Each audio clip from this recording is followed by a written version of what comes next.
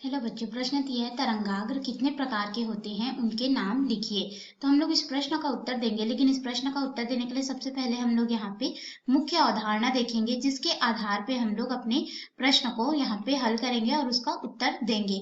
तो मुख्य अवधारणा हमारे पास क्या हो जाएगा, तरंगाग्र बोला गया। तो हम लोग तरंग का जो अध्ययन है वो तरंग प्रकाशिकी के अंतर्गत करते हैं, जिसमें तरंग के गुण धर्म यानी कि तरंग की प्रकृति कैसी होगी, तरंग कैसे है, तरंग संचरित कैसे होती है, इस सबका हम लोग अध्ययन करते हैं। तो हम लोग यहाँ पे देखेंगे तरंग प्रकाशिकी एवं तरंग के गुण। तो देखिए, तरंग प्रकाशिकी के हम लोग यहाँ पे अगर देखें तो तरंग प्रकाशिकी में हम लोग तरंग का अध्ययन करते हैं, और तरंग जो है एक सीधी रेखा में गमन करता है, ये तो हमें पता ही है।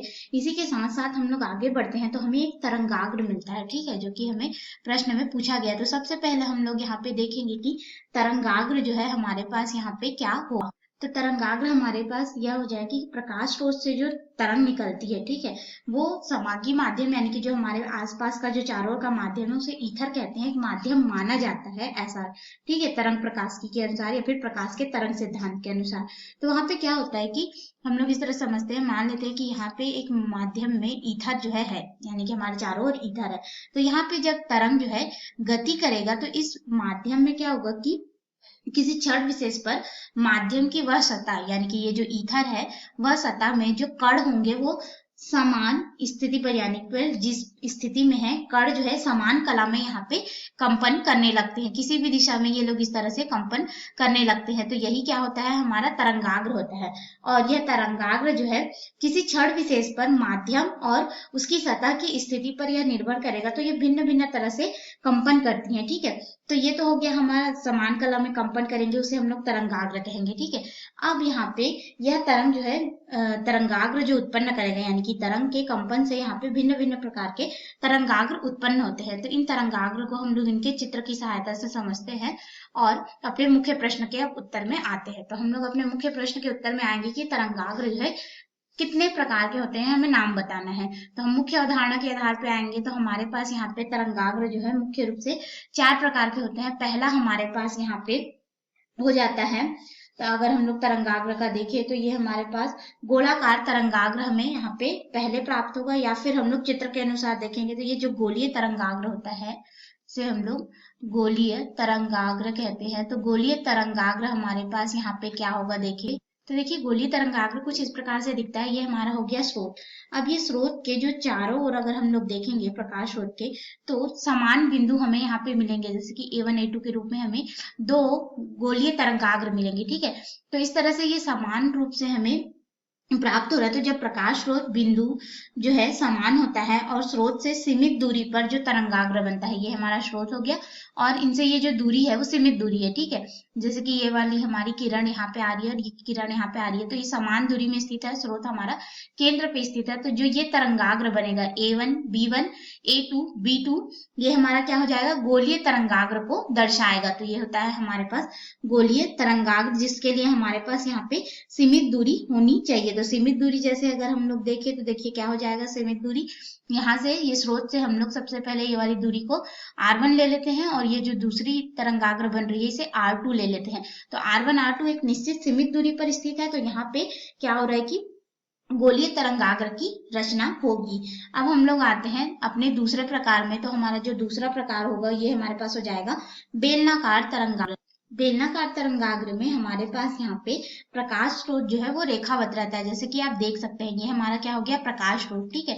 तो यहाँ पे प्रकाश स्रोत S और S1 है, तो ये हमारे पास क्या है कि रेखावत है, एक रेखा के समान है, ठीक है।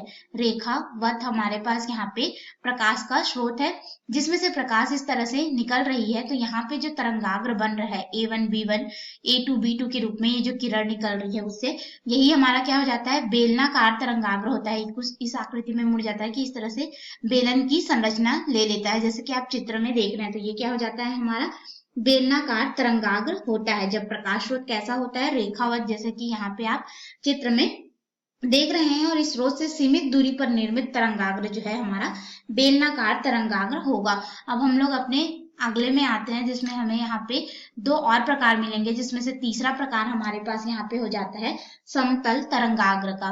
तो हम लोग यहाँ पे अब समतल तरंगाग्र को देखेंगे कि यह किस तरह से होगा। तो देखिए, समतल तरंगाग्र जो होगा जो रहता है वह निर्मित दो तरह से हो सकता है, चाहे वह प्रकाश स्रोत हमारे पास इस तरह से बिंदु के समान हो, या फिर हमने अभी अभी देखा रेखावत हो, इस तरह से हमारे पास प्रकाश स्रोत हो, ठीक है, रेखावत हो या फिर ये बिंदु के समान हो। तो ये दोनों ही स्थिति में हमें समतल तरंगाग्र मिल जाते हैं, लेकिन इसके लिए एक यहाँ पे शर्त होती है कि ये जो हमारा प्रकाश स्रोत मिलेगा इस तरह से, यानी कि जो समतल तरंगाग्र मिलेगा जैसे कि A1 B1 A2 B2, इसके लिए ये जो स्रोत और ये जो हमारे पास यहाँ पे तरंगाग्र मिल रहा है, इनकी दूरी कैसी होनी चाहिए, असीमित होनी चाहिए। हमने अभी दो देखा, उसमें क्या था कि दूरी जो थी वो सीमित थी, इसमें असीमित दूरी जो होगी प्रकाश स्रोत से असीमित दूरी पर जो निर्मित होगा वही हमारा क्या हो जाएगा, यहाँ पे दूरी पर निर्मित तरंगाग्र समतल तरंगाग्र को दर्शाएगा, और यह इस तरह से मिलेगा। और हमारा जो चौथा और आखिरी तरंगाग्र जो बनता है वह वृत्तीय तरंगाग्र होता है। तो वृत्तीय तरंगाग्र किस तरह से निर्मित होता है उसको देख, इसके लिए जो हमारा प्रकाश स्रोत होगा वह किस तरह से होना चाहिए, बिंदु के आकार का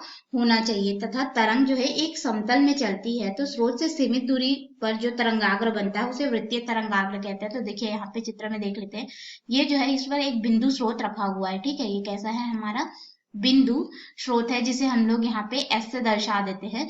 तो यहाँ से तरंगे जो है इस तरह से, ये क्या हो गई हमारी प्रकाश तरंग, यानी कि किरण हो गई जो कि बाहर आ रही है। तो इससे सीमित दूरी पर यहाँ पे इसके लिए दूरी देखेंगे तो ये हो जाएगा R1। उसके बाद फिर हमारे पास यहाँ पे दूसरे के लिए जो दूरी देखेंगे इस तरह से, दूसरे वाले के लिए R2, इस तरह से बढ़ते बढ़ते जाएंगे तो एक सीमित दूरी आ रही है ना, हम लोग R1 R2 के रूप में इसको नाम दे रहे हैं उस दूरी को। तो सीमित दूरी पर जो हमें तरंगाग्र मिलता है वो हमारे पास कैसा हो जाता है, वृत्तीय तरंगाग्र होता है। और इसके लिए हमारे पास जो स्रोत होता है वो कैसा होना चाहिए, बिंदु के आकार का होना चाहिए, बिंदु के आकार का यहाँ पे स्रोत होना चाहिए, तभी हम लोग को वृत्तीय तरंगाग्र मिलेगा। तो इस तरह से हमने तरंगाग्र देखा जो कि 4 प्रकार के होंगे, वृत्तीय तरंगाग्र, समतल तरंगाग्र, और हमारे पास बेलनाकार तरंगाग्र एंड गोलीय तरंगाग्र। तो इस तरह से हमें जो है 4 तरंगाग्र मिले। हमें प्रश्न में पूछा भी गया था कि तरंगाग्र कितने प्रकार के होते हैं, और हमने यह भी देखा कि तरंगाग्र क्या होता है। धन्यवाद।